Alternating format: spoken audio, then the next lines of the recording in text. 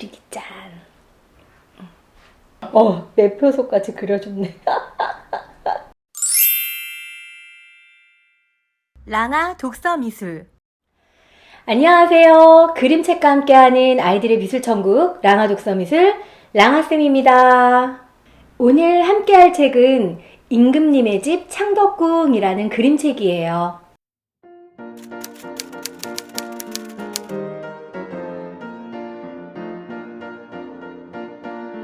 이 책은 유네스코에서 지정한 세계문화유산인 우리나라의 창덕궁에 대해서 자세하게 소개해주고 있는 책이에요. 창덕궁에 있는 다양한 건물들에 대한 소개와 창덕궁에서 볼 수 있는 다양한 물건들에 대한 소개를 해주고 있어요.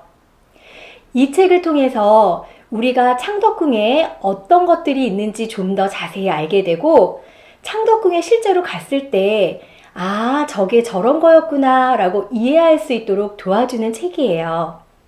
임금님이 살던 임금님의 집 창덕궁, 지금부터 같이 볼게요. 임금님의 집 창덕궁. 궁궐은 임금님의 집이야. 뒤에는 산이 있고 앞에는 물이 흐르는 좋은 곳에 지었어. 임금님은 궁궐에서 나라를 다스렸어. 우뚝 솟은 큰 문이 보이지? 이 문이 바로 창덕궁의 정문인 돈화문이야. 멀리서도 우러러 보이도록 2층으로 높고 크게 지었어. 아무나 함부로 들어가지 못하게 군사들이 지키고 있었대. 가운데 문은 왜 닫혀 있을까? 왜냐면 그 문으로는 임금님만 다닐 수 있었기 때문이야. 돈화문을 지나 창덕궁 안으로 들어오면 금천교라는 돌다리를 건너야 해. 돌다리 아래에는 냇물이 흘렀어. 나쁜 것들이 임금님 계신 곳으로 들어가지 못하게 막아주는 냇물이야. 금천교에서는 신령스러운 상상의 동물들이 나쁜 기운을 막기 위해서 이 다리를 지키고 있어. 이곳은 창덕궁의 으뜸 건물인 인정전이야. 궁궐안 어디에서나 눈에 띄도록 크고 화려하게 지었어.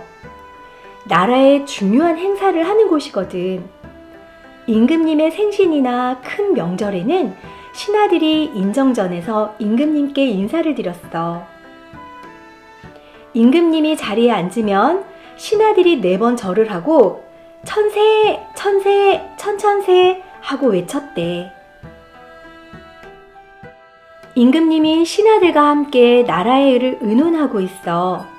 이렇게 나라의 일을 의논하고 임금님이 공부도 하던 곳이 바로 선정전이야. 옆에 있는 2명의 사관은 임금님과 신하들이 나눈 이야기를 모두 적었대. 희정당은 임금님이 먹고 자며 생활하는 곳이야. 혼자 있을 때는 책을 읽기도 하고 문 밖에서는 늘 환관이 임금님의 심부름을 기다리고 있었대. 창덕궁 한가운데 가장 깊은 곳에는 대조전이 있어. 이곳에는 왕비님이 사는 곳이었어. 왕비님은 이곳에서 생활하면서 궁궐에 사는 모든 여인들을 다스렸대. 창덕궁 뒤편에는 넓은 후원이 있어. 산자락에 있던 바위와 나무, 그리고 흐르는 물을 자연 그대로 살려서 후원을 만들었어. 언덕에는 철따라 예쁜 꽃이 피고 골짜기에는 연못을 만들어서 임금님은 신하들과 함께 낚시도 하고 시도 지으셨대. 임금님은 후원에서 나라 일에 지친 몸과 마음을 쉬었어. 임금님의 집 창덕궁에는 임금님과 함께 많은 사람들이 살았어. 지금은 아무도 살고 있지 않지만 창덕궁은 소중한 문화를 간직한 채 서울 한가운데 당당하게 자리 잡고 있지. 우리는 언제든 창덕궁에 가서 이 아름다운 궁궐의 모습을 볼 수 있어. 그림책 잘 보셨나요? 창덕궁이 유네스코 세계문화유산으로 지정된 건 옛날의 모습을 굉장히 잘 간직하고 있고 자연과 굉장히 어우러질 수 있게 지어진 건물이기 때문이래요. 아이들에게 이런 이야기를 설명해주고 창덕궁의 한 장면 한 장면을 그림책과 자료를 통해서 많이 보여주었어요. 우리나라 문화유산, 우리나라의 궁궐, 우리나라의 것이 이렇게 아름답다라는 이야기를 설명해주면서 내가 본 창덕궁 모습 중에 가장 기억에 남는 곳, 가장 기억에 남는 장소를 그림으로 한번 그려보게 했어요. 창덕궁의 모든 지붕들은 우리나라 전통 방식인 기와로 만들어져 있어요. 그림을 그리기 전에 아이들에게 기와집 그리는 방법의 기본적인 원리를 설명해주고 그림을 그리게 하면 아이들이 좀 더 쉽게 그림을 그릴 수 있었어요. 그 원리를 간단히 먼저 설명해 드릴게요.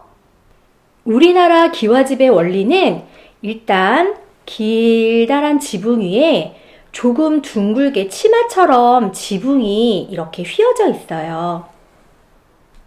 그리고 앞쪽 기와와 뒤쪽 기와를 잇는 용마루라는 높은 턱이 하나 있답니다. 그리고 기와와 기와 사이에는 이렇게 수기와라는 동글동글한 기와들이 엮어져 있어요. 그리고 이 사이를 이렇게 수기와들이 마치 가래떡이나 떡볶이처럼 둥근둥근 원기둥 모양으로 이렇게 놓여져 있어요. 이렇게 수기와를 다 그린 다음에는 그 사이사이에 암기와라고 넓적넓적하고 둥근 기와들이 이 사이를 이렇게 메꾸고 있답니다.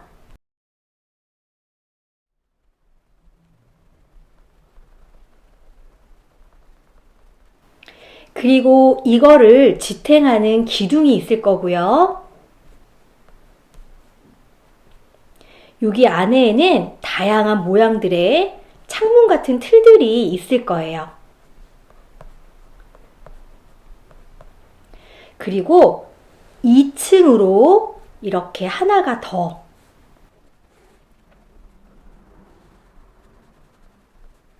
똑같은 방법으로 떡볶이처럼 생긴 둥근둥근 수기와를 이렇게 원기둥처럼 놓아주고요. 이렇게 해주면 기와 지붕의 기본 원리대로 그림을 그릴 수가 있어요. 아이들이 어렵지 않게 기와 지붕을 그릴 수 있는 방법이랍니다. 마찬가지로 밑에는 길다란 기둥이 있으면 되고요.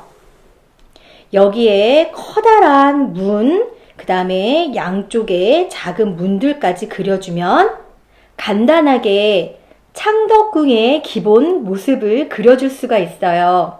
이렇게 기와 지붕에 대한 간단한 원리를 아이들에게 설명해주고 그림을 그리라고 하면 아이들이 자기가 원하는 장소의 모습을 좀 더 편안하게 쉽게 접근해서 그림을 완성해 나갈 수 있어요. 아이들의 작품 한번 볼게요. 유치부 6살이 도전한 창덕궁 그림이에요. 지붕 하나와 건물만 그렸지만 열심히 창덕궁의 모습을 본따서 그려주었답니다. 초등학교 2학년 친구가 그려준 창덕궁의 정문 도나문이에요. 열심히 관찰해서 도나문의 모습과 도나문이라는 한자까지 잘 적어주었어요. 초등학교 2학년 친구가 그려준 창덕궁의 모습인데요. 지붕과 담벼락 그리고 문이 열린 그 사이로 보이는 여러 풍경까지 멋지게 한 장의 작품을 완성해 주었어요. 초등학교 4학년 남자친구의 작품이에요. 창덕궁 안에 후원에 있는 건물은 연필 소묘로 완성을 해 주었고요. 배경은 물감으로 잘 채색해 주었어요. 연필만으로 자세하게 표현을 하면서 이 창덕궁의 이 건물 자체의 아름다움을 더 멋지게 표현해 준 것 같아요. 초등학교 4학년 여자친구의 작품이에요.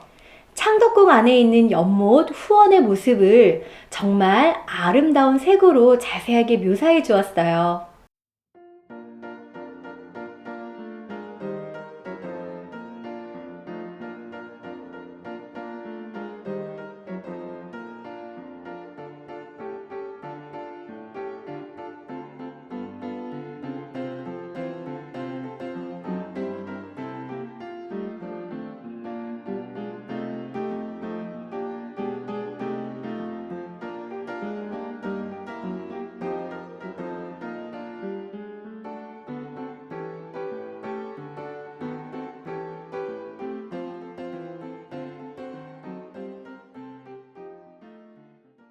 아이들 작품 잘 보셨나요?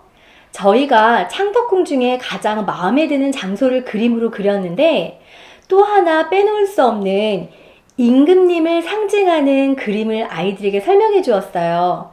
바로 1월 오봉도인데요. 임금님 용상 뒤에만 펼쳐진 병풍 그림으로 가장 유명한 그림이에요. 1월 오봉도에는 해와 달 5봉오리들이 있는데 이런 설명을 해주면서 아이들에게 1월 오봉도를 그려보도록 해주었어요. 1월 오봉도의 그림 자체는 굉장히 복잡하고 어렵게 되어 있어요. 그래서 아이들에게 간단하게 1월 오봉도의 해와 달, 그리고 5봉오리를 설명해 주면서 간단하게 내가 그릴 수 있는 만큼만 그려보도록 해보았답니다. 1월 오봉도를 각자의 수준에 맞게 그린 친구들은 이렇게 병풍 느낌이 나도록 색지를 붙여주었어요.